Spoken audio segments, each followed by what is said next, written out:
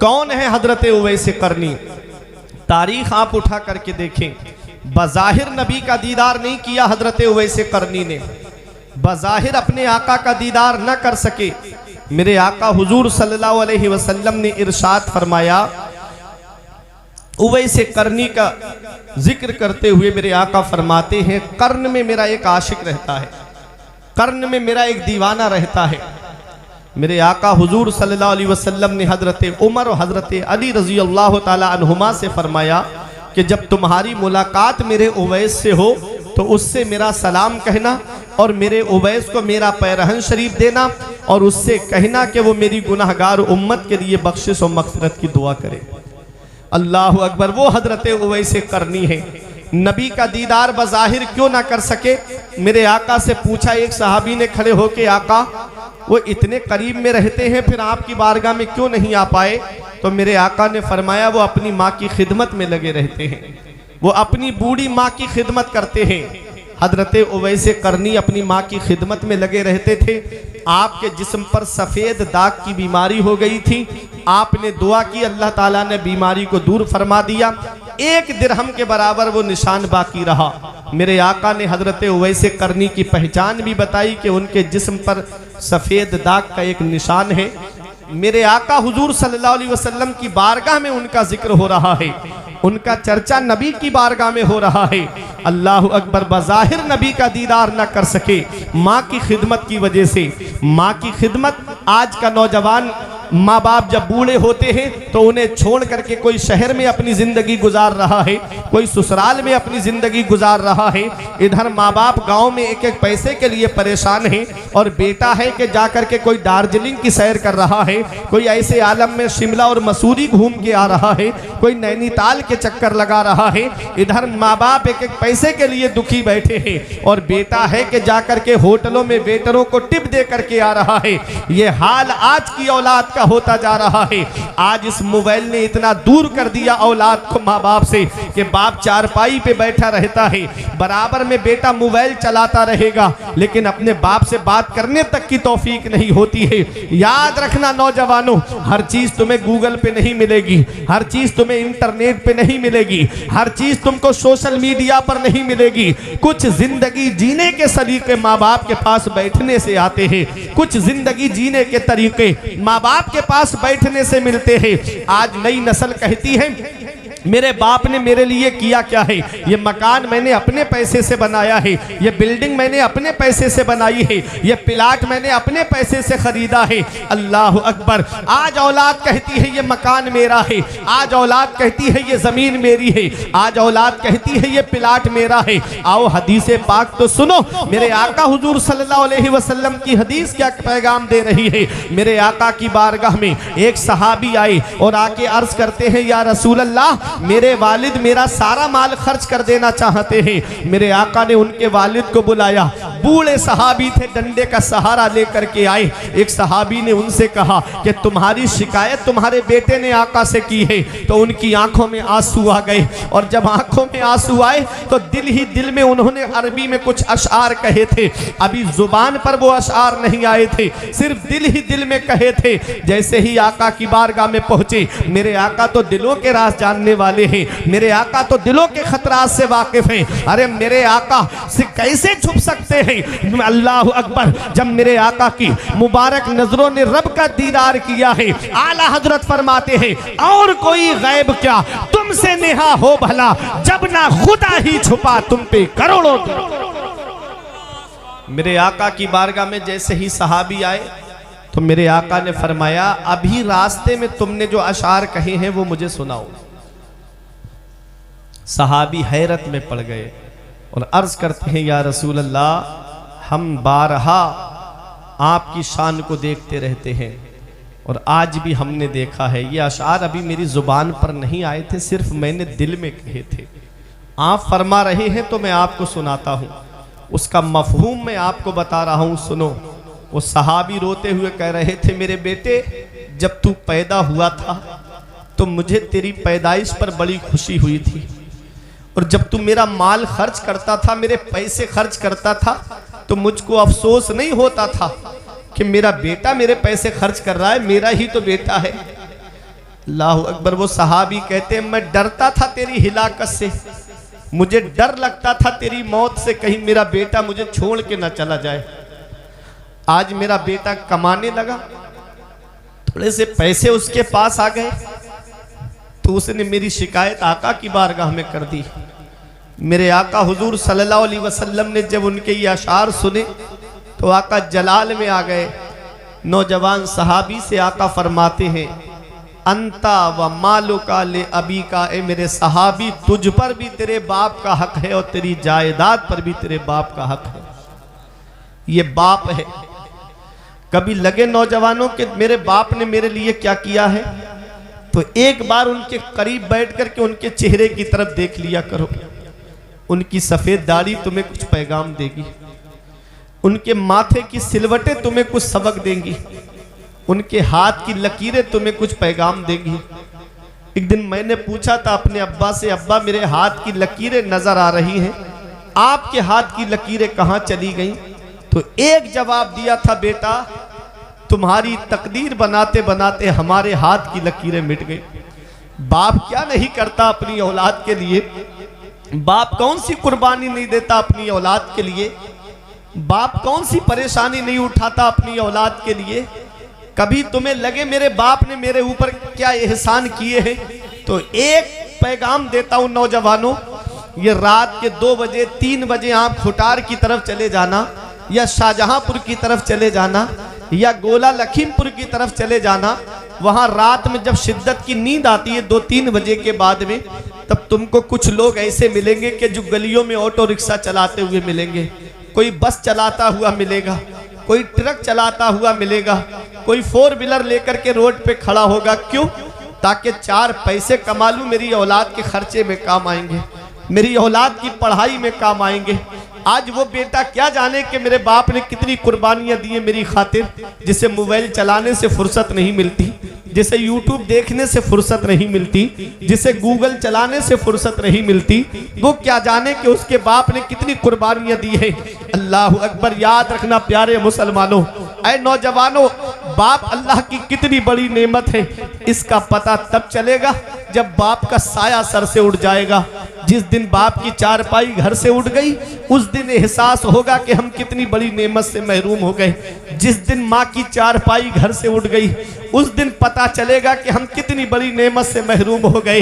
आज जिस दौर में हम जिंदगी गुजार रहे हैं, ये दौर मिलावटी दौर कहलाता है। इसमें हर चीज में आपको मिलावट मिलेगी, तेल में आपको मिलावट मिलेगी, खाने पीने की चीजों में आपको मिलावट मिलेगी, दूध में आपको मिलावट मिलेगी, चीनी में आपको मिलावट मिलेगी।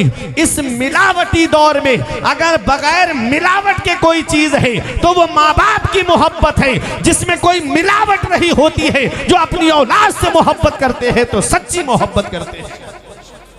माँ बाप की मोहब्बत में कोई मिलावट नहीं होती है।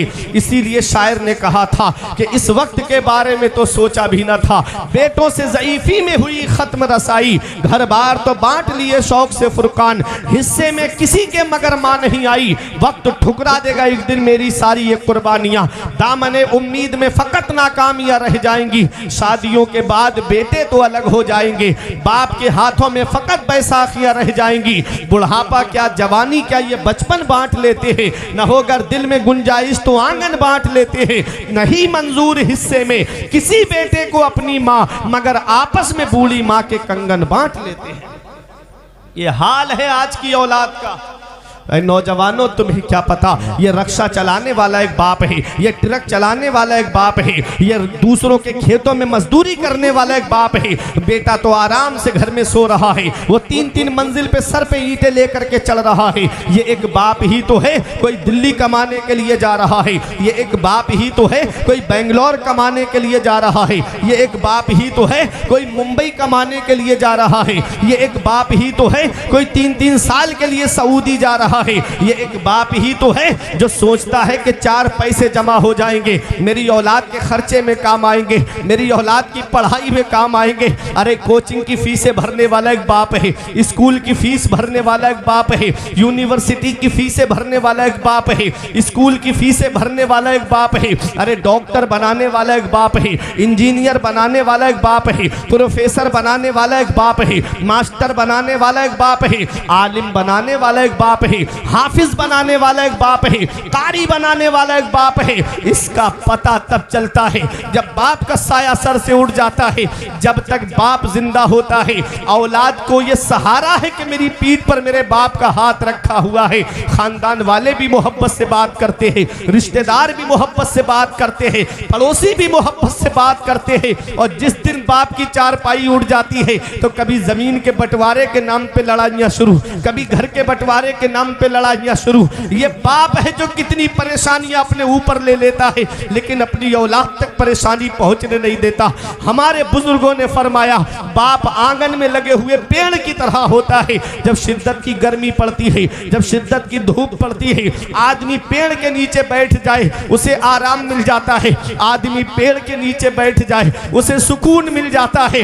जब शिद्दत की गर्मी में आदमी पेड़ के नीचे बैठे उसे आराम मिल जाता है। हमारे बुजुर्गों ने फरमाया बाप आंगन में लगे हुए पेड़ की तरह होता है जो खुद तो धूप में जलता रहता है लेकिन अपनी औलाद को साया पहुंचाता है, अपनी औलाद को छांव पहुंचाता है, अपनी औलाद को साया देता है। अल्लाह अकबर। ऐ जिया माँ बाप के साये की ना कदरी ना कर, ऐ जिया माँ बाप के साये की ना कदरी ना कर। धूप काटेगी बहुत जब ये शजर गिर जाएगा। और धूप कैसी भी हो साया नहीं खोने देता, राह कैसी भी हो बेबस नहीं होने देता।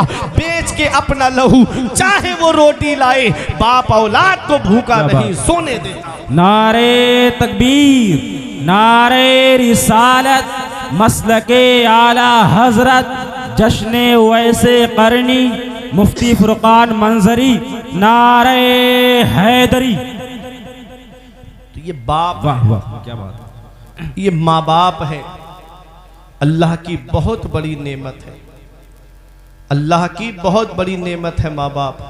नौजवानों अगर माँ बाप जिंदा है तो उनकी कदर कर लो, अगर माँ बाप हयात हैं तो उनकी खिदमत कर लो, और अगर उनका इंतकाल हो गया है तो नबी फरमाते हैं जुमे के दिन माँ बाप की कब्र की जियारत कर लो तो ऐसा बेटा माँ बाप के साथ हुस्ने सुलूक करने वालों में लिखा जाता है।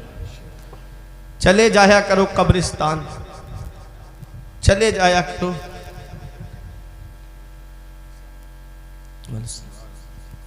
चले जाया करो कब्रिस्तान।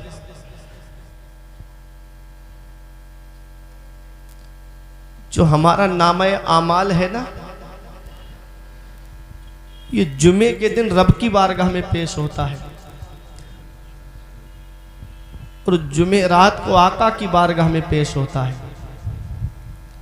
और पीर के दिन अगर माँ बाप का इंतकाल हो गया है तो कब्र में उनके सामने पेश होता है, देखो तुम्हारी औलाद ये कर रही है। जुमेरात को आका की बारगाह में पेश होता है। कितनी जुमेरात निकल गई, हमने मस्जिद का चेहरा नहीं देखा। कितने जुमे निकल गए कि हम दुनिया में मस्त होके रह गए और अल्लाह की इबादत करने का हमको मौका नहीं मिला।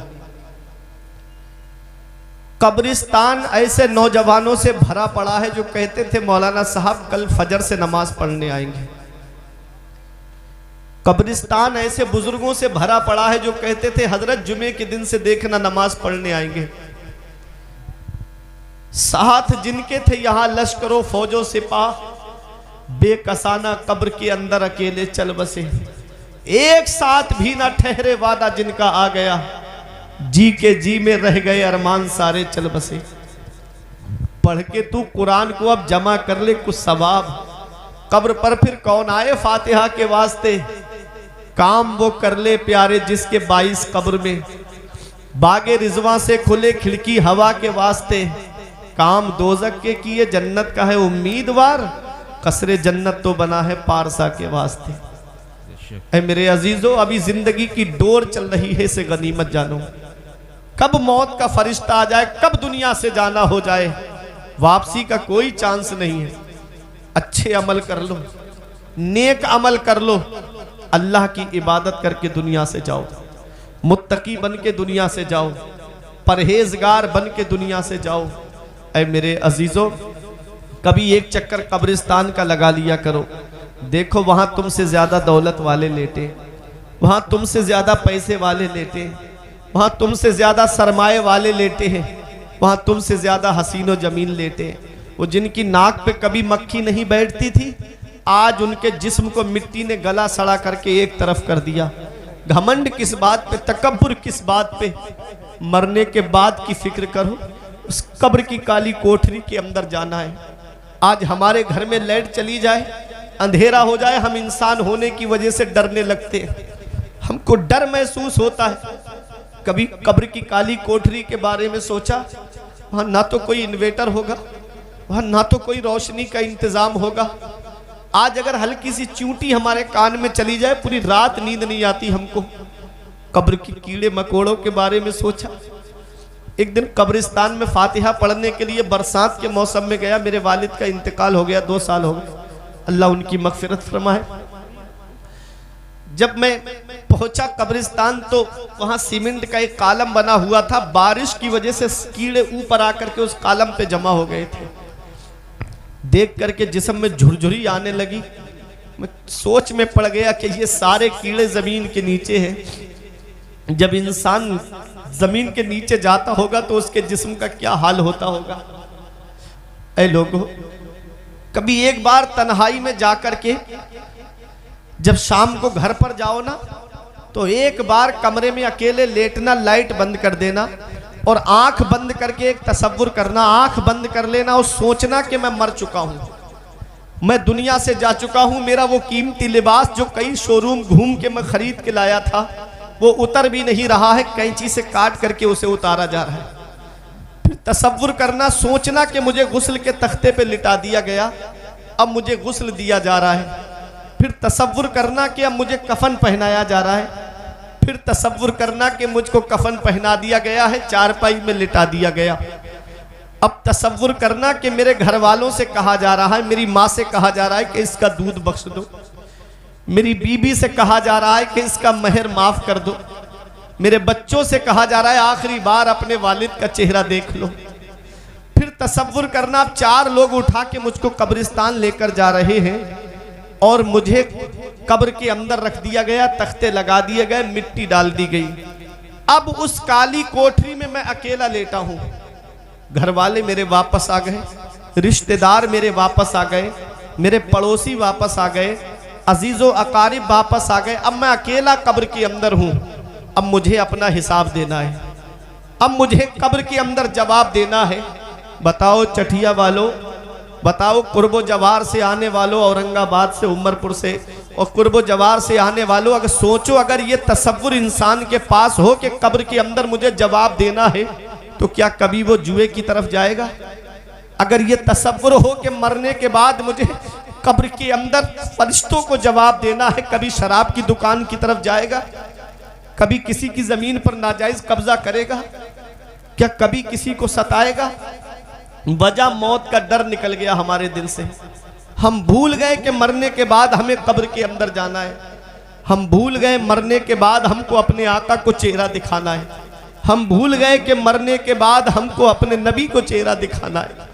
मेरे अजीजों, चेहरे पे सुन्नते रसूल सजा लो, क्योंकि रसूलुल्लाह सल्लल्लाहु अलैहि वसल्लम की महबूब सुन्नत है।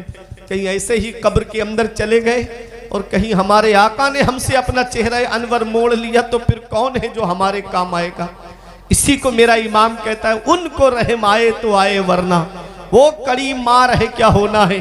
छुप के लोगों से किए जिसके गुनाह, वो खबरदार है क्या होना है। हाय बिगड़ी तो कहाँ आकर नाओ, ऐन मझधार है क्या होना है।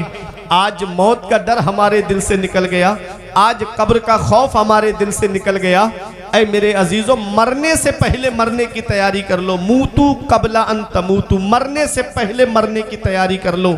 जहां बाप बेटे के काम नहीं आता है, जहां रिश्तेदार रिश्तेदार के काम नहीं आता है, जहां पड़ोसी पड़ोसी के काम नहीं आता है, वहां मदीने वाले मुस्तफ़ा अपने गुनाहगार उम्मतियों के काम आते हैं। मेरे आका अपने आशिकों के काम आते हैं। इस हाल में दुनिया से जाओ कि इधर जनाजा उठे तो उधर इमाम साहब कहे गद्दार मुस्तफ़ा का नहीं, वफादार मुस्तफ़ा का जनाजा जा रहा है, आशिके रसूल का जनाजा जा रहा है। और इस हाल में जाओ, ये कहते हुए जाओ, ये नाज ये अंदाज हमारे नहीं होते, दामन में अगर टुकड़े तुम्हारे नहीं होते, बेदाम ही बिक जाइए बाजारे नबी में। इस शान के सौदे में खसारे नहीं होते, मिलती ना अगर भीख हुजूर आपके दर से, इस ठाट से मंगतों के गुजारे नहीं होते। नारे तकबीर, नारे रिसालत, मसलके आला हजरत, खतीबे हिंदुस्तान अल्लामा फुरकान मंदरी साहब क़िबला। नारे तकबीर, नारे रिसालत, सुभान अल्लाह सुभान अल्लाह। नेक अमल करके जाओ। मेरी बात समझ में आ रही है आपकी? हाथ उठा के बोले या रसूल अल्लाह। जो अजीज खड़े हैं बैठ जाए थोड़ी सी देर के लिए, अगर बातें समझ में आ रही हैं मेरी तो। आखिरत की तैयारी करो। दुनिया चंद दिन की है, चंद दिन की। पहले आदमी बीमार पड़ता था तो महीनों चारपाई पे लेटा रहता था, तब घर वाले आस छोड़ते थे कि अब नहीं बचेगा। अब तो एक लम्हा भी पता नहीं, ऐसी ऐसी बीमारी चल रही है कि शाम को हमसे बात करके गया, सुबह को खबर आ रही है कि फला अजीज का इंतकाल हो गया। जवान मौतें हो रही हैं, छोटे छोटे बच्चों को छोड़ के आदमी दुनिया से चला जा रहा है। ये अचानक आने वाली मौतों से भी इबरत हासिल नहीं करते हम, ये अचानक आने वाली मौतों से भी नसीहत हासिल नहीं करते हम। हर वक्त दुनियादारी में पड़े हुए हैं।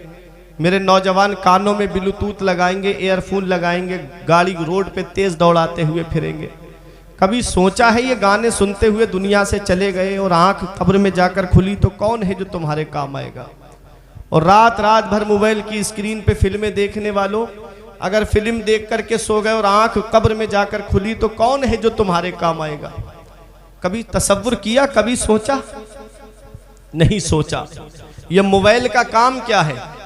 मोबाइल का सिर्फ दो काम है मोबाइल के। रात में आदमी जब लेटता है सोता है तो मोबाइल के सिर्फ दो काम है। रात में फोन आएगा तो या तो खुशी की खबर होगी या गम की खबर होगी, इसके अलावा तीसरा कोई काम तो नहीं है। मुझे तो मालूम नहीं, आपको मालूम हो तो आप जाने। या तो फोन आएगा रात में तो या तो खुशी की खबर होगी कि कारोबार में बहुत फायदा हो गया, या गम की खबर होगी कि तुम्हारा फला अजीज चला गया, या तुम्हारा कारोबार जो है वो तबाह बर्बाद हो गया। या तो खुशी की खबर या गम की खबर, दो काम करता है ये मोबाइल। आदमी दिन भर काम करके आए, थका हारा हो, जब बिस्तर पे लेट जाता है, सो जाता है, तो रात में अगर फोन आ जाए तो आंख खुल जाती है। रात में मोबाइल बजे तो आंख खुल जाती है। हमने पूछा उठ कैसे गए? बोले रात में मोबाइल की घंटी बजी, मोबाइल का अलार्म बजा, इसलिए हम उठ गए। हमने कहा मोबाइल की घंटी की आवाज सुनकर की आंख खुल जाती है, फजर में अजान की आवाज सुनकर आंख क्यों नहीं खुलती? मोबाइल की टून की आवाज सुन के आंख खुल गई और फजर की अजान की आवाज सुनकर की आंख क्यों नहीं खुलती इंसान की? लेकिन नहीं, पड़े पड़े बिस्तर पे हम सो रहे हैं, बिस्तरों पे पड़े पड़े सो रहे हैं। सुबह के वक्त रोजी तकसीम होती है। मेरे आका हुजूर सल्लल्लाहु अलैहि वसल्लम एक दिन हजरत फातिमा के हुजरे में तशरीफ लाए। फजर की नमाज के बाद आप सो नहीं रही थी, सिर्फ आराम के लिए लेट गई थी। तो मेरे आका ने अपनी बेटी के पैर के अंगूठे को पकड़ के हिलाया, इरशाद फरमाया, फातिमा मेरी बेटी, मेरी लखते जिगर, फजर के बाद न सोया करो, इस वक्त अल्लाह ताला रोजी तकसीम फरमाता है। हम पड़े पड़े सो रहे हैं, 8 बजे 9 बजे सूरज की लाइट हमको उठा रही है, फिर रो रहे हैं कि 5 लोग कमा रहे हैं लेकिन बरकत नहीं हो रही घर में। मौलाना साहब तावीज़ दे दो, पीर साहब तावीज़ दे दो। तावीज़ का पूरा दर्जनों तावीज़ ला के लाइन से लटका देना, अगर नमाज नहीं पढ़ते हो तो घर में बरकत नहीं होगी तुम्हारी। एक सहाबी आका की बारगाह में आए और अर्ज करते हैं, आका कमाने वाले हम कई लोग हैं लेकिन घर में बरकत नहीं हो रही है। तो मेरे आका ने फरमाया तुम खाना कैसे खाते हो, इज्तिमाई तौर पे खाना खाते हो या मुतफर्रिक तौर पे अलग अलग खाना खाते हो। तो सहाबी ने अर्ज किया आका खाना सब अलग अलग खाते हैं, जो आता है वो खाता है और चला जाता है। नबी ने फरमाया दस्तरख्वान लगा करके सब लोग मिल करके एक साथ बैठ करके खाना खाओ। नबी की सुन्नतें हम भूल गए, हम सुन्नतों से दूर हो गए। सहाबी कुछ दिन के बाद आए और अर्ज करते हैं आका जब से हमने मिलके खाना खाना शुरू किया है हमारे घर में बहुत बरकत हो रही है।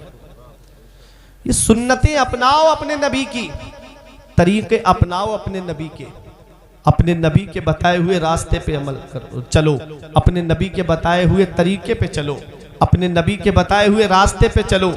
एक अल्लाह के वली का नाम आपने सुना होगा, हजरत बहलूल दाना, बहुत बड़े अल्लाह के वली गुजरे हैं। बादशाह हारून रशीद कहते कहते थक गया कि महल में आ जाओ, लेकिन आप बादशाह से मिलने महल में नहीं गए। बादशाह ने देखा हजरत बहलूल दाना को कि वो कब्रिस्तान में बैठे हैं, तो बादशाह कहता है बाबा यहाँ कब्रिस्तान में क्या कर रहे हो, उधर शहर की तरफ आओ, महल की तरफ आओ। तो आपने फरमाया मैं उधर महल की तरफ शहर की तरफ आके क्या करूंगा, शहर वाले तो खुद यहीं पर आ रहे हैं, यही कब्रिस्तान में आ रहे हैं, मैं क्या करूंगा महल की तरफ आकर। वो हजरत बहलूल दाना एक दिन बादशाह जा रहा था सफर पे, सैर के लिए, तफरी के लिए घूम रहा था बादशाह। आप क्या देखा कि हजरत बहलूल दाना अपने दोनों हाथों में एक एक पत्थर लेकर के कभी इस तरफ पत्थर को उठाते हैं, कभी इधर पत्थर को उठाते हैं, और बीच रोड पर खड़े हैं, पूरा रोड जाम कर दिया है, इधर भी भीड़ है उधर भी भीड़ है। अब बादशाह आया, उसने कहा ये भीड़ कैसी है, कहा एक दीवाना रोड पर खड़ा हुआ है और वो कभी पत्थर उधर उछालता है, कभी पत्थर इधर उछालता है। अब लोगों का आना जाना उसने बंद कर दिया है। बादशाह हारून रशीद उतरा अपने हाथी से और जाकर के हजरत बहलूल दाना के करीब कहता है बाबा ये क्या कर रहे हो।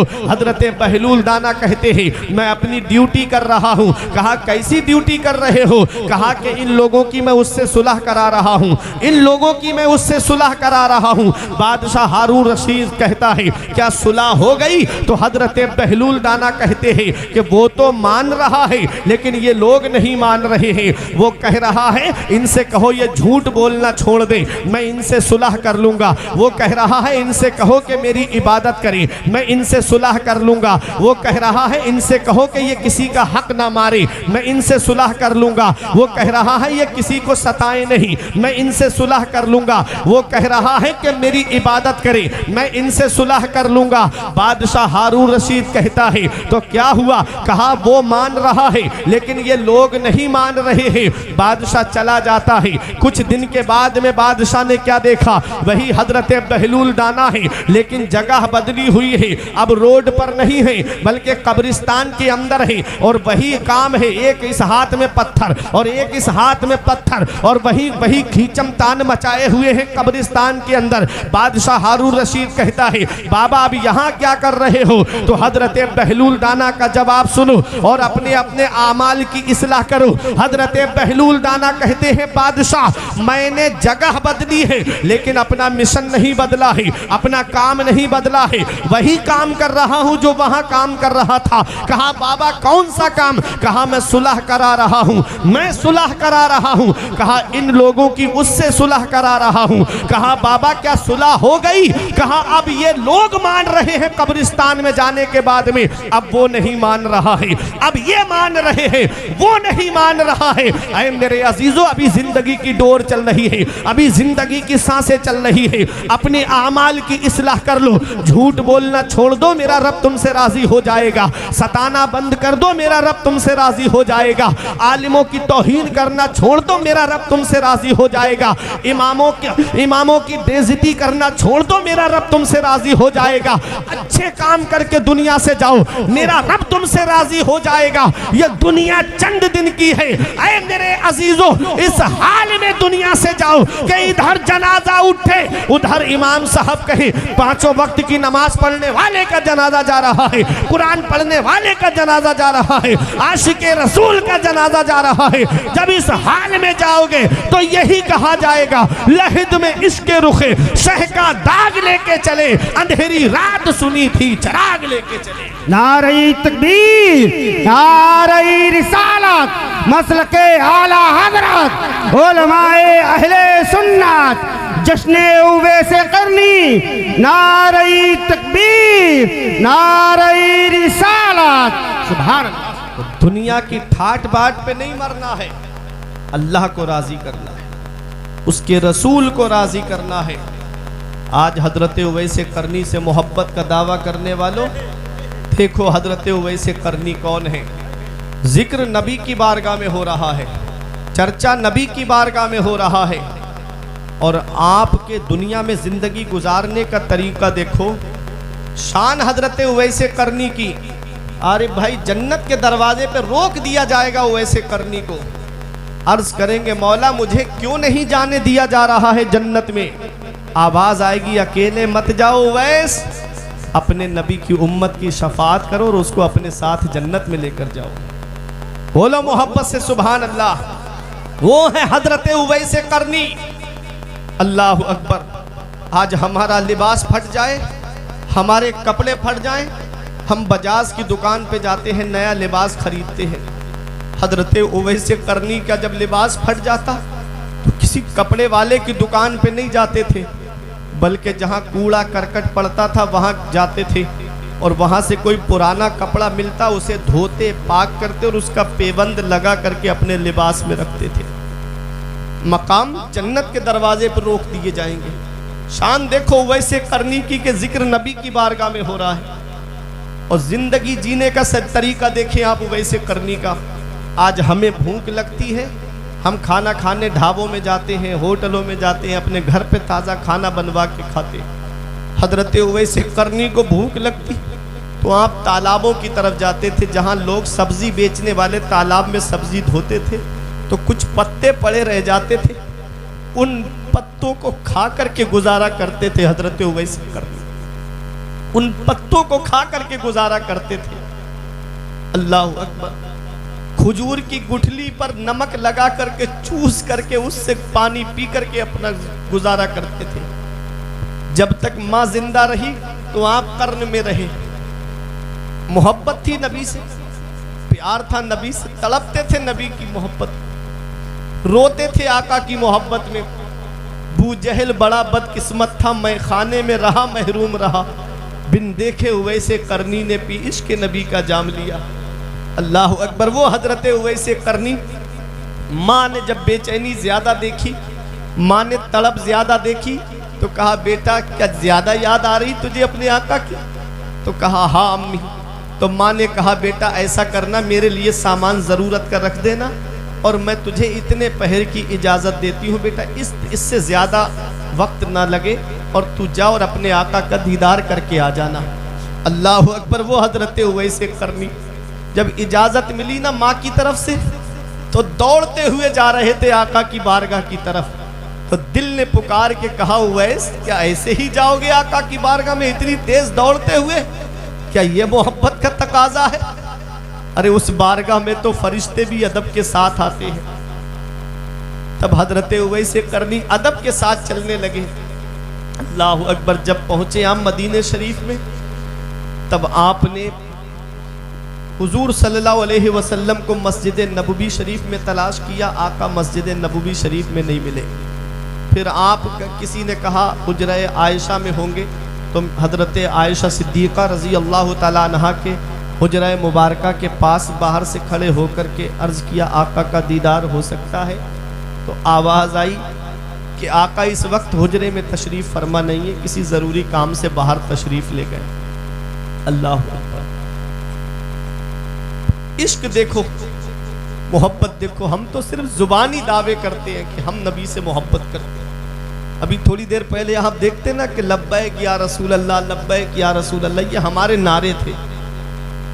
माना जानते हो इसका लब्बैक या रसूल अल्लाह का? या रसूल अल्लाह मैं हाजिर हूँ, या रसूल अल्लाह मैं हाजिर हूँ। पांचों वक्त की नमाज पढ़ते हो तो नारा लगाओ कि मैं हाजिर हूँ। चेहरे पे सुन्नत रसूल सजी है तो नारा लगाओ कि हाँ मैं हाजिर हूँ या रसूल अल्लाह। कभी झूठ नहीं बोलते हो तो नारा लगाओ कि हाँ या रसूल अल्लाह मैं हाजिर हूँ। झूठा दावा है, झूठी है मोहब्बत तेरी। जो नबी की मोहब्बत में 2 घंटे जलसे में नहीं बैठ सकते कि वो क्या नबी के नाम पे गर्दन कटाएंगे। सिर्फ दावा करते हैं कि हमको नबी से मोहब्बत है, हमको नबी से प्यार है। मैं बता दूं नबी के गुलाम कैसे होते हैं, नबी के आशिक कैसे होते हैं। मौलाना गुलाम गौस हजारवी एक आलिम दीन गुजरे हैं, अल्लाह अकबर। डॉक्टर ने कहा था कि आपका बेटा थोड़ी देर का मेहमान है, जवान बेटा है। डॉक्टर बोला तुम्हारा बेटा बचेगा नहीं, इसको घर ले जाओ और आराम से प्यार से बातें करो इसके पास बैठ करके। मौलाना गुलाम गौस हजारवी अपने बेटे को घर लेकर आए, उनकी बीबी रो रही थी और खुद की भी आंखों में आंसू थे। औलाद का गम एक बाप के दिल पे क्या होता है उससे पूछो जिसकी जवान औलाद दुनिया से चली गई हो। अचानक किसी ने दरवाजा खटखटा दिया, तो आप जब दरवाजे पे पहुंचे तो एक बूढ़ा आदमी आया हुआ था। पूछा क्या बात, कहा कि मैं यहीं पड़ोस में आपके यहाँ रहता हूँ गांव में, हमारे यहाँ पर एक कादियानी मुबल्लिग आ गया है, वो लोगों के ईमान को लूट रहा है, लोगों का ईमान खतरे में पड़ा हुआ है, उससे मुनाजरा करना है आपको, चलिए लोगों का ईमान चला जाएगा। इधर बेटा थोड़ी सी देर का मेहमान है, उधर कादियानी मुबल्लिग जो मुनाजरे का चैलेंज कर रहा था उससे मुनाजरे की बात हो रही। आज का कोई होता तो कह देता कि भाई इधर मेरा बच्चा दुनिया से जाने वाला है और तुम जो हो मुझको वहां बुलाने की बात कर रहे हो, लेकिन वो नबी के गुलाम थे, नबी के आशिक थे। अपनी बीबी से कहा लाओ मेरा वो थैला उठाओ जिसमें किताबें रखी हैं और लाओ मेरा असा दो और मैं जा रहा हूँ। अल्लाह अकबर। बेटे ने कहा अब्बा थोड़ी सी देर मेरे पास बैठ जाते, अब्बा थोड़ी सी देर मेरे पास बैठ जाते, मैं थोड़ी सी देर का मेहमान हूँ। तो कहा था बेटा तेरी और मेरी मुलाकात जन्नत में हो जाएगी, अगर यहाँ लोगों का ईमान चला गया तो मैं आका को क्या मुंह दिखाऊंगा, अपने आका को क्या जवाब दूंगा। मैंने इल्म हासिल किया है बेटा, तो मैंने लोगों के ईमान बचाने के लिए ये जिम्मेदारी है मेरे ऊपर, इसलिए बेटा मैं जा रहा हूँ दीन की तबलीग की खातिर। जब चले तो बीबी ने कहा कि शौहर रुक जाते थोड़ी सी देर, लेकिन नहीं, कहा मेरी बीबी मेरी शरीक हयात, मुझे बहुत बड़े फरीज़ा अंजाम देने के लिए जाना है। जैसे ही घर से बाहर निकले उस वक्त जो सवारी चलती थी उसमें बैठे तो कोई दौड़ता हुआ आया और उसने कहा तुम्हारे बेटे का इंतकाल हो गया, थोड़ी सी देर रुक जाओ, उसके नमाज जनाजा दफन के बाद में चले जाना। तब कहा था नमाज फ़र्ज़ किफ़ाया है, कफन दफन फ़र्ज़ किफ़ाया है, वो चंद लोग भी कर देंगे तो हो जाएगा, लेकिन मैं जिस काम के लिए जा रहा हूँ वो फ़र्ज़ आइन है। गए और जब 3 दिन के बाद वापस आए मुनाजरा जीत करके, तो तारीख बताती है कि बीबी ने रो के कहा था कि जब आप जा रहे थे तो बेटा आपको मुड़ मुड़ के देख रहा था, बेटा आपका रास्ता देख रहा था। रोते हुए कब्रिस्तान पहुंचे और जब बेटे की कब्र पे जाकर के फातिहा पढ़ के आए और जब लेटे थोड़ी देर के लिए आंख लग गई तो क्या देखा कि बेटा जन्नत के बागों में से एक बाग में टहल रहा है। पूछा बेटा क्या हाल है तेरा, तो कहा अब्बा जो आप नामूस तहफ़्फ़ुज़ नामूस रिसालत के लिए निकले थे, अल्लाह रब्बुल इज़्ज़त को आपकी ये अदा इतनी पसंद आई है कि अल्लाह ने मुझको जन्नत अता फरमा दी है। ये है नबी की सच्ची मोहब्बत, ये है नबी का सच्चा इश्क। तभी तो मेरा इमाम कहता है उन्हें जाना उन्हें माना, न रखा गैर से काम, उन्हें जाना उन्हें माना, न रखा गैर से काम। लिल्लाहिल हम्द में दुनिया से मुसलमान, लिल्लाहिल हम्द में दुनिया से मुसलमान गया। नबी की मोहब्बत देखनी है, नबी से इश्क देखना है, नबी से सच्चा प्यार देखना है, तो हजरत उवैसे करनी को देखो।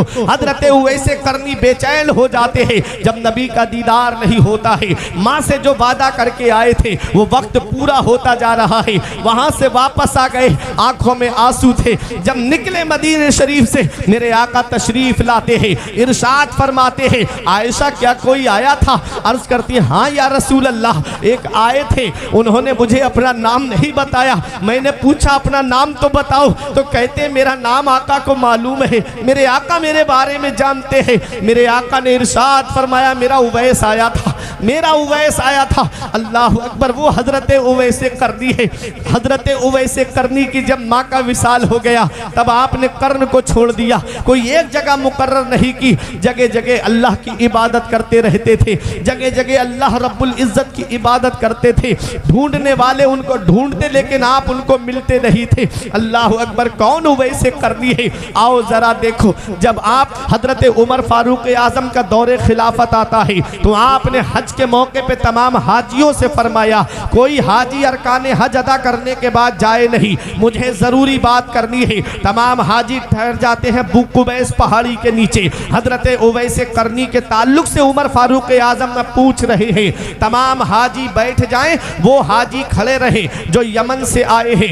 यमन के हाजी खड़े हो गए, वो डर रहे हैं हमको क्यों खड़ा किया जा रहा है। आप फरमाते हैं अब यमन के हाजी बैठ जाएं, वो खड़े रहे जो यमन में कर्न से आए हैं। अल्लाह अकबर, कर्न से एक बूढ़ा शख्स खड़ा होता है, ये हजरत उवैस करनी का चचा था। उससे उमर फारूक आजम पूछते हैं क्या तुम उवैस को जानते हो? तो कहा कि हाँ उवैस, उवैस नाम का मेरा एक भतीजा है जिसको लोग दीवाना कहते हैं, जिसको लोग पागल कहते हैं। अल्लाह अकबर, आप उसके बारे में क्यों पूछेंगे अमीरुल मोमिनीन? वो तो इस लायक नहीं है कि उसका जिक्र आपकी बारगाह में हो, वो तो इस लायक कहा है कि आपकी बारगाह में उसका चर्चा हो। हजरत उमर फारूक आजम की आंखों में आंसू आ गए। फरमाते जिसको तुम दीवाना कह रहे हो, जिसको तुम पागल कह रहे हो, मैं उसी उवैस की बात कर रहा हूं, मैं उसी उवैस का जिक्र कर रहा हूं, मैं उसी उवैस का नाम ले रहा हूं। क्यों उनको दीवाना कहते थे लोग? वो हजरत उवैस करनी जब गलियों से गुजरते थे तो बच्चे उन पर पत्थर मारा करते थे। हजरत उवैस करनी बच्चों से फरमाते ए बच्चों, मुझे मोटे मोटे पत्थरों से न मारा करो, जब मुझे मोटे मोटे पत्थरों से मारते हो मेरे जिस्म से खून निकलता है, बहता है, मेरा वुजू टूट जाता है, मुझे वुजू करना पड़ता है। मुझे छोटे छोटे पत्थरों से मारा करो ताकि मुझे चोट लगे लेकिन मेरा वुजू ना टूटे। अल्लाह अकबर, वो हजरत उवैस करनी, खौफे खुदा का आलम देखिए उनका कि हजरत उवैस करनी जब गलियों से गुजरते तो कुत्ते भौंकते थे उनके ऊपर। कभी कुत्तों को जवाब नहीं दिया चठिया वालों उवैस करनी ने। एक दिन जवाब दिया कुत्तों को और कहा है कुत्तों, मेरे ऊपर भौंका ना करो, अभी तुम नहीं जानते हो कि मैं तुमसे बेहतर हूं या तुम मुझसे बेहतर हो। हजरत उवैस करनी फरमाते हैं ऐ कुत्तों सुनो, अगर कल पुल सिरात में पार नहीं कर पाया तो तुम मुझसे बेहतर हो, और अगर मैं पुल सिरात पार कर गया तो कुत्तों मैं तुमसे बेहतर हूं। ये हजरत उवैस करनी का मकाम है, ये हजरत उवैस करनी की शान है, ये हजरत उवैस करनी की अजमत है। उवैस करनी को ये मकाम कैसे मिला है, ये अजमत कैसे मिली है, ये शान कैसे मिली है? तो सुनो, मेरे इमाम की जुबान में जवाब देते हुए मैं बयान कर रहा हूं। मेरा इमाम फरमाता है चमक तुझसे पाते हैं सब पाने वाले, चमक तुझसे पाते हैं सब पाने वाले, मेरा दिल भी चमका दे चमकाने वाले, मेरा दिल भी चमका दे चमकाने वाले, वो है हजरत उवैस करनी। तारीख उठा करके देखो, हजरत उवैस करनी का इश्क देखो, उनकी मोहब्बत देखो, उनका सच्चा प्यार देखो। नबी से सच्ची मोहब्बत करते थे हजरत उवैस करनी, नबी से सच्चा इश्क करते थे हजरत उवैस करनी। अबू जहल बड़ा बदकिस्मत था, मैं खाने में रहा महरूम रहा, बिन देखे उवैस करनी ने पी इश्क नबी का जाम लिया। आज हम नबी से मोहब्बत का दावा करते हैं लेकिन हमारे घरों का माहौल इस्लामी माहौल नहीं। आज हम नबी से सच्चा प्यार का दावा करते हैं लेकिन आज हमारे घरों के अंदर जा करके देखो तो कोई ना तो पर्दे का माहौल है, हमारे घरों में जा करके देखो ना तो इबादत का कोई एहतिमाम है। वही हमारे घर में फिल्मों की बातें, वही हमारे घर में सियासत की बातें, वही हमारे घरों में इलेक्शन की बातें। ये हाल आज हमारे घरों का होता जा रहा है। आज कितनी मुस्लिम बेटियां हैं जो इर्तिदाद की तरफ चली गई, आज कितनी मुस्लिम बेटियां हैं जो मुर्तद्दा हो गई। एक आंसू हमारी आंख से नहीं निकलता, हम इसकी वजह पे गौर नहीं करते, हम इसके असबाबो इलल पे गौर नहीं करते, हम इसके पस मंजर को नहीं देखते कि आज ये हमारे मुआशरे में बातें आई कहां से। वो हमारा मजहब, मजहब इस्लाम, जिसके चाहने वालों की शान ये है कि टल ना सकते थे अगर जंग में अड़ जाते थे, पांव शेरों के भी मैदान से उखड़ जाते थे, हक से फिरा कोई तो बिगड़ जाते थे, तेग तो क्या चीज है हम तोपों से लड़ जाते थे, गर्दन में हार डाले हैं माहो नुजूम के, के गुजरा है इन हदों से मुसलमान। कभी कभी ये मुसलमानों की शान रही है, लेकिन आज हमारे घर में जब से कुफरिया बातें होने लगी, जब से हमारे घरों के अंदर फिल्मों की बातें होने लगी, जब से हमारे घरों के अंदर गानों का माहौल चलने लगा, वो ऐसे ऐसे कुफरिया गाने जिन्हें मेरी कौम की बेटियां भी गा रही हैं, मेरी कौम की बहनें भी गा रही हैं, घर के अंदर भाई भी गा रहा है, शौक से सुन रहे हैं। ऐसे ऐसे कुफरिया गाने जिन पर आदमी एतकाद रख ले, यकीन रख ले तो उसका ईमान चला जाए। अब बताओ, घर के अंदर फिल्में चल रही हैं और उन फिल्मों में कुफरिया डायलॉग आ रहे हैं, कुफरिया गाने आ रहे हैं। अब ऐसे आलम ने शौक से खुश होकर के आदमी उस डायलॉग को बोल रहा है, तो बताओ उसका ईमान जाएगा कि नहीं जाएगा? और जब ईमान चला गया उसका, तो अब शैतान के चुंगल में वो पहुंच गया। अब शैतान जिस मजहब में चाहे उसको कन्वर्ट करा दे। ये हाल आज हमारे घरों का होता जा रहा है। 15-20 लोगों का परिवार हमारे घर में, कभी दिल में ख्याल नहीं आता कि आज सब लोग बैठ करके कुरान की तिलावत करें। आज 10-12 लोगों का परिवार हमारे घर में, कभी दिल में ये ख्याल नहीं आता कि आज जुमे की नमाज के बाद सब लोग नबी पे दुरूद पाक पढ़े। अरे अपनी बेटियों को हजरत फातिमा का पर्दा बताओ, हजरत ज़ैनब का पर्दा बताओ, हजरत सकीना का पर्दा बताओ, और बताओ मेरी बेटी, ऐ मेरी बहन, ईमान की दौलत सबसे बड़ी दौलत है। तुम बताओ अपनी बच्चियों को कि सबसे बड़ा सरमाया ईमान का सरमाया है। चाहे कोई कितनी भी दौलत वाला क्यों ना हो, ईमान वाले के सामने वो कदमों की धूल के बराबर भी नहीं है। दौलत यही रह जाएगी, कब्र के अंदर साथ जाएगा तो उसका ईमान साथ जाएगा, और जिसका ईमान सलामत होगा उसी को अल्लाह जन्नत अता फरमाएगा। नारे तकबीर, नारे रिसालत, मसलके आला हजरत, इस्लाहे मुआशरा कॉन्फ्रेंस, इस्लाहे मुआशरा कॉन्फ्रेंस, जश्ने उवैसे करनी, नारे तकबीर, नारे रिसालत। सुभान अल्लाह, सुभान अल्लाह। आज कितनी मुस्लिम बेटियां इर्तिदाद की तरफ चली गईं। 2 वजह मेरे सामने आई। एक वजह तो ये समझ में आई कि आज हमारे यहाँ पर शादियां लेट बहुत हो रही हैं, शादियां लेट होती जा रही हैं, उम्रें बढ़ती जा रही हैं। अब आज मुझे भूख लगी है और खाना 3 दिन के बाद मिलेगा, तो मुझे अपनी भूख मिटाने के लिए कोई ना कोई तो रास्ता चुनना पड़ेगा। मेरे आका फरमाते हैं, कुल्लुकुम राइन व कुल्लुकुम मसऊलुन अन रइयतिही। तुम में का हर शख्स जिम्मेदार है और अल्लाह क़यामत में हर शख्स से उसकी जिम्मेदारी के बारे में पूछेगा। बाप औलाद का जिम्मेदार है, बड़ा भाई छोटे भाई बहनों का जिम्मेदार है, शौहर बीवी का जिम्मेदार है। लड़का लड़की जवान हो जाए, माँ बाप अगर उनका निकाह न करे और उनसे कोई गुनाह सरजद हो जाए, तो उस गुनाह की सज़ा उनको तो मिलेगी ही, लेकिन क़यामत में उनके माँ बाप को भी उसकी सज़ा मिलेगी। अपने बच्चों की शादी वक्त पर क्यों नहीं की? और आज शादियाँ इतनी महंगी होती जा रही हैं। नबी ने फरमाया था, निकाह आसान करो, जिना दुश्वार हो जाए। आज जिना आसान हो गया, निकाह दुश्वार हो गया। अल्लाह ने बेटा दिया था, अल्लाह ने नूर नज़र दिया था, चश्मो चराग दिया था, अल्लाह का शुक्र अदा करते, अल्लाह का शुक्र अदा करते कि अल्लाह किसी के घर में तो चराग जलाने वाला नहीं है, तूने मेरे घर में चराग जलाने वाला तो दिया है।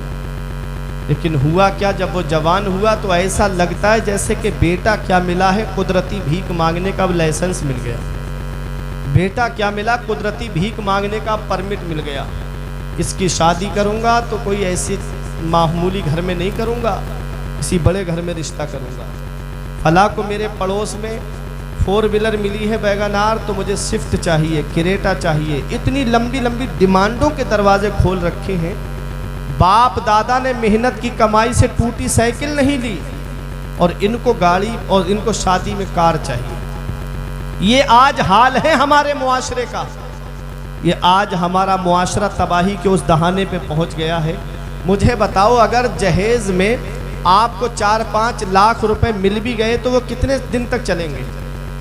अरे 1 साल चलेंगे, 2 साल चलेंगे, 3 साल खा लोगे, 4 साल खा लोगे, कितने साल तक चल जाएंगे वो पैसे? क्या किसी के देने से पूरा हुआ है? कोई इंसान किसी इंसान को क्या देता है? आदमी सिर्फ वसीला है, खुदा देता है।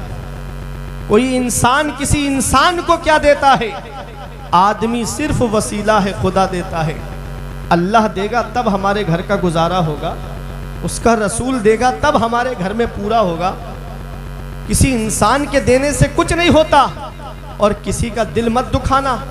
मौलाना रूम फरमाते अज हजार काबा यक दिल बेहतरस्त, दिल बदस्त आबुर के हज अकबरस्त।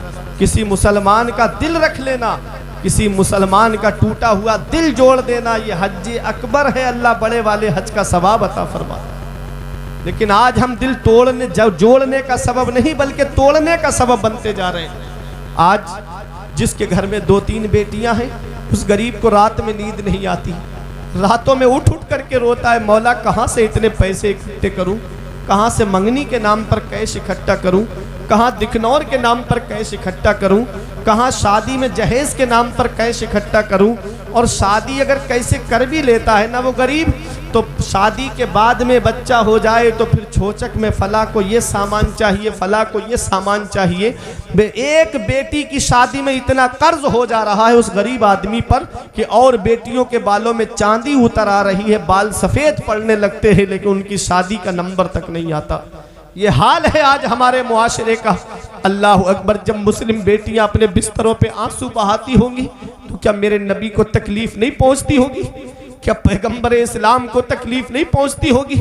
अरे मेरा नबी तो वो है, जंगे बदर में 70 कैदी गिरफ्तार करके लाए गए, सगे चचा उसमें कैदी बन करके आए थे मेरे आका के। उनके बंद सबके पीछे कस के बंधे हुए थे। कोई जेल नहीं थी मुसलमानों की, मस्जिद नबवी के सहन में लिटा दिया गया उनको। मेरे आका थोड़ी देर आराम के लिए लेटे तो उनके कराहने की आवाज नबी के मुबारक कानों में पहुंची। तो मेरे आका बाहर तशरीफ लाए, अपने सहाबा से फरमाया, मेरे सहाबा इनके बंद खोल दो, इनके कराहने से मुझे तकलीफ पहुंच रही, इनके रोने से मुझे तकलीफ पहुंच रही। बताओ चटिया वालों, वो मेरा नबी जो काफिरों का रोना ना देखे, जब मुस्लिम बेटियां आंसू बहाती होंगी तो नबी को कितनी तकलीफ पहुंचती होगी। आज जहेज की वजह से जब बहुओं को परेशान किया जा रहा होगा तो मेरे नबी को कितनी तकलीफ पहुंचती होगी। कोई इंसान किसी इंसान को क्या देता है? आदमी सिर्फ वसीला है, खुदा देता है। इन अहसनतुम लिअनफुसिकुम व इन असातुम फलहा। रब कुरान में फरमाता है अच्छा करोगे तो अच्छाई तुम्हारे लिए है, और अगर बुरा करोगे तो इसका वबाल भी तुम्हारे ऊपर है। आज जो तुम्हारे घर में बहू बनकर आई है वो किसी की बेटी भी है, किसी की बहन भी है। आज अगर तुम किसी की बेटी, किसी की बहन को परेशान करोगे तो कहीं ऐसा ना हो कि तुम्हारी बेटी, तुम्हारी बहन जब किसी दूसरे के घर में ब्याह करके जाए तो कहीं उसको परेशानी ना उठाना पड़े। ऐ मेरे अजीजों, एक पैगाम है मेरा, ये जहेज की लंबी लंबी डिमांडों के दरवाजे बंद कर दो। जो तुम्हारी किस्मत में है वो तुमको मिलेगा। मौला अली शेर खुदा फरमाते हैं, किस्मत का रिस्क इंसान को ऐसे तलाश करता है जैसे मरने वाले को मौत तलाश करती है। ये मौला अली शेर खुदा का फरमान है। तो मेरे अजीजों, कोई इंसान किसी इंसान को क्या देता है? आदमी सिर्फ वसीला है, खुदा देता है। एक साहब मुझसे बोले, मौलाना मुझे मोटरसाइकिल चाहिए शादी में, मैं मांगी हुई गाड़ी पे बैठूंगा। मैंने कहा परेशान मत हो, मेरे साथ में चलो मस्जिद में। जुमे में 1 जुमा, 2 जुमा, 3 जुमा तकरीर करूंगा, और ऐसी तकरीर करूंगा तुम मस्जिद के दरवाजे पे रुमाल बिछा के बैठ जाना। 3 जुमों में इतने पैसे इकट्ठे कर दूंगा कि एक मोटरसाइकिल तुम्हारे लिए आ जाएगी। आंखें चला के मुझसे कहते हैं, मौलाना क्या तुमने मुझे भिखारी समझ रखा है? क्या तुम मुझे भिखारी समझते हो? हमने कहा, अरे नादान, भिखारी सिर्फ उसे नहीं कहते जो कटोरा लेके दरवाजे दरवाजे मांगता हुआ फिरे। भिखारी सिर्फ उसे नहीं कहते जो चौखट चौखट मांगता हुआ फिरे। भिखारी सिर्फ उसे नहीं कहते अरे जो झोली फैला करके दुकान दुकान मांगता हुआ फिरे। भिखारी उसे भी कहते हैं जो जहेज की लिस्ट बना करके ससुराल के दरवाजे पे मांगता हुआ फिरे, जो जहेज की लिस्ट बना करके ससुरालियों से मांगता हुआ फिरे। मैंने कहा, अरे नादान, मैं मांगने से मना नहीं करता, मांगना मोमिन की शान है, लेकिन इन दुनिया वालों से क्या मांगता है? ये 1 लाख 2 लाख दे भी देंगे तो 1-2 हफ्ते हफ्ते में खत्म हो जाएंगे, 1-2 महीने में खत्म हो जाएंगे। मैं मांगने से मना नहीं करता, मांगना मोमिन की शान है, लेकिन कहाँ मांगना चाहिए ये मुझसे मत पूछो, ये नकीब अहले सुन्नत कारी आरिफ रजा से मत पूछो, ये इन उलमाए किराम से मत पूछो, ये अतहर जमाली से मत पूछो, अरे ये शाहजी मियाँ से मत पूछो, अरे चलो बरेली शरीफ चलते हैं, आला हजरत से पूछते हैं, ऐ मेरे इमाम हम मांगे तो कहाँ मांगे, कौन हमें देगा? तो आज भी गुंबद रजा से आवाज आती है, कौन देता है? देने को मुंह चाहिए। कौन देता है? देने को मुंह चाहिए। देने वाला है सच्चा हमारा नबी। नारे तकबीर, नारे रिसालत, मसलके आला हजरत उलमाए अहले सुन्नत, खतीबे हिंदुस्तान अल्लामा फुरकान रजा मंदरी साहब क़िबला। नारे तकबीर, नारे रिसालत। कौन देता है? देने को मुंह चाहिए। देने वाला है सच्चा हमारा नबी। अल्लाह देगा तब हमारे घर का गुजारा होगा, रसूलुल्लाह देंगे तब हमारे घर का गुजारा होगा।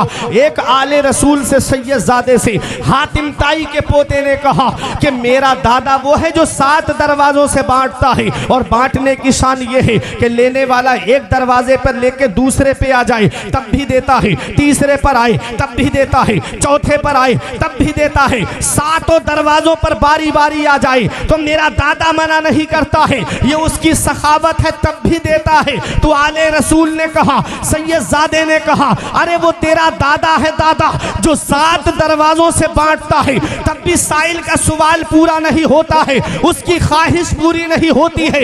एक दरवाजे से लेकर के 7 पे बारी बारी आता है तब भी ख्वाहिश पूरी नहीं होती है। अरे मेरा नाना वो है जो एक दरवाजे से बांटता है, एक चौखट से बांटता है, और बांटने की शान ये है कि मांगने वाला एक बार मेरे नाना की चौखट पर आ जाए, कयामत तक किसी के सामने हाथ नहीं फैलाता है। वाह क्या जूदो करम है शहे बतहा तेरा, वाह क्या जूदो करम है शहे बतहा तेरा, नहीं सुनता ही नहीं मांगने वाला तेरा, नहीं सुनता ही नहीं मांगने वाला तेरा। वही रब है जिसने तुझको हमतन करम बनाया, हमें भीख मांगने को तेरा आस्था बताया, तुझे हमद है खुदाया, तुझे हमद है खुदाया। तो मांगना है अल्लाह से मांगो, मांगना है रसूलुल्लाह से मांगो। अल्लाह देगा, उसका रसूल देगा, तब हमारे घर का गुजारा होगा। कोई इंसान किसी इंसान को क्या देता है? आदमी सिर्फ वसीला है, खुदा देता है। तो जब बच्चों की शादी करो तो ये जहेज की लिस्ट बना करके नहीं मांगना है, बल्कि कहना है कि अल्लाह का दिया हुआ मेरे घर में सब कुछ है, बस एक बेटी की कमी है जो तेरे घर लेने आया हूँ। जब ये जुमला बोलोगे ना तो आने वाली बहू तुमको सास ससुर का नहीं बल्कि अपने माँ बाप का दर्जा देती हुई नजर आएगी। होता क्या है कि उसे जहेज के नाम पर उसके बाप को, माँ को खून के आंसू रुलाए जाते हैं। यही वजह है कि 1-2 हफ्ता नहीं गुजरता बहू अपना चूल्हा अलग कर लेती है। अब ये साहब परेशान फिर रहे हैं कि मौलाना साहब कोई आमिल बता दो, कोई मौलाना बता दो, कोई पीर साहब बता दो, मेरा बेटा मेरे हाथ से चला गया। हमने कहा क्या हुआ? बोले उस पर मेरी बहू ने करा दिया, अब वो अपने कब्जे में कर लिया है उसने। हमने कहा इसमें उसकी कोई गलती नहीं है। कहने लगे तुम भी मौलाना साहब ऐसी बातें करने लगे, मेरा पला पलाया बेटा चला गया, ना माँ से बात करता है ना बाप से बात करता है, और तुम कह रहे हो इसमें उसकी कोई गलती नहीं है। हमने कहा हाँ, जब कोई इंसान किसी चीज़ की बोली लगवाता है ना तो जो उसकी कीमत अदा करता है उस पर किसका हक होता है? ये मेरा मोबाइल है, मैं इसकी बोली लगवाऊं तो जो मुझे इसकी कीमत देगा उसका मालिक वो बन जाएगा कि नहीं बन जाएगा? तुमने अपने बेटे की बोली लगवाई, उसके बाप ने उस बोली को पूरा किया, अब उस पर उस लड़की का कब्जा नहीं होगा तो किसका कब्जा होगा? काश सुन्नत के मुताबिक अपने बच्चों की शादी करते। शादी करो तो ऐसी करो सादगी के साथ जैसे अली का अक्द हुआ फातिमा के साथ। कोई इंसान किसी इंसान को क्या देता है? आदमी सिर्फ वसीला है, खुदा देता है। जरदार देख कर ना जमींदार देख कर, रिश्ता करो नबी का वफादार देख कर, रिश्ता करो नबी का वफादार देख कर।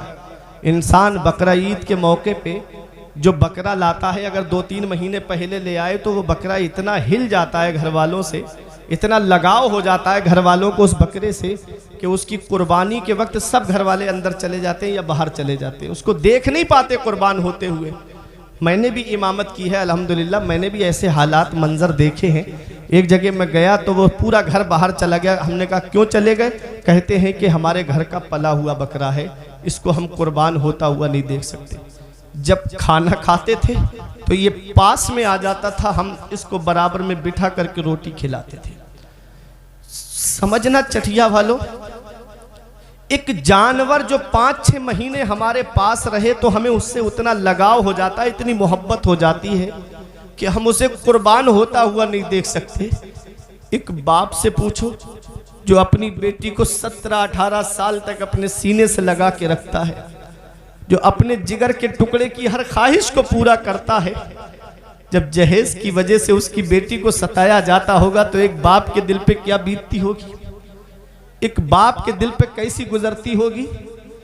बेटियां जहमत नहीं है, बेटियां अल्लाह की रहमत है।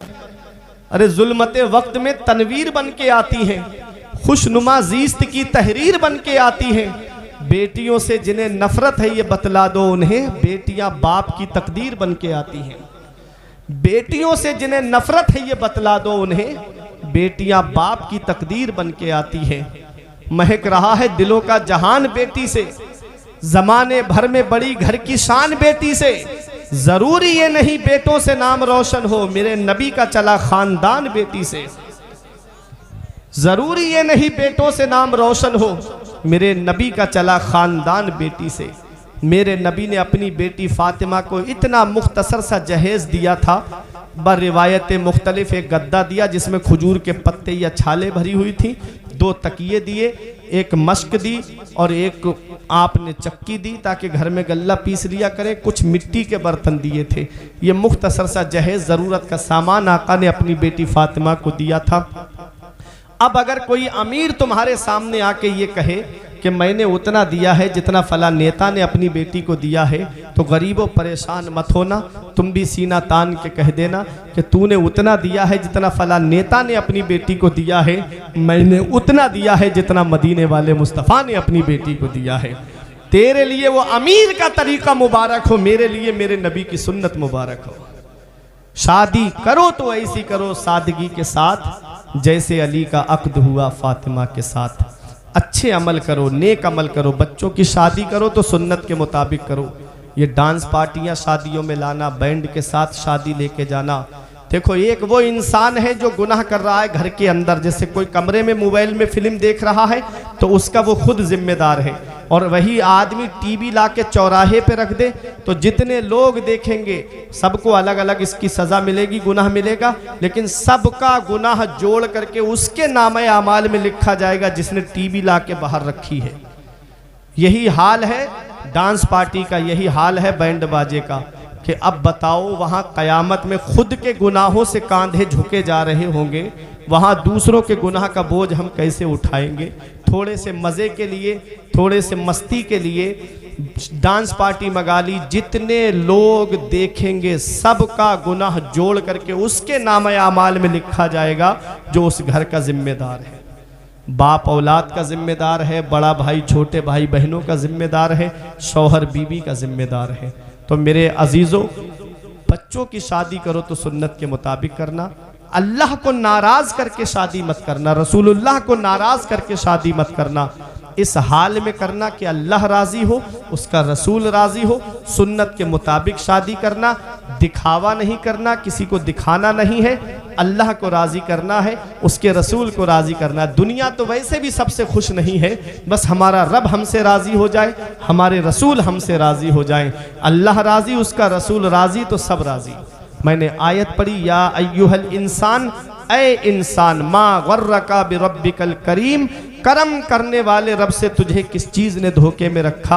अल्लज़ी खलक़का फसव्वाका फ़अदलक, वो अल्लाह जिसने तुझे पैदा किया तो तुझ में कोई कमी नहीं रखी, बराबर इंसाफ फरमाया। फ़ी अय्यि सूरतिन मा शाअ रक्कबक, अल्लाह ने जिस सूरत में चाहा उसमें तुझे तरकीब दिया।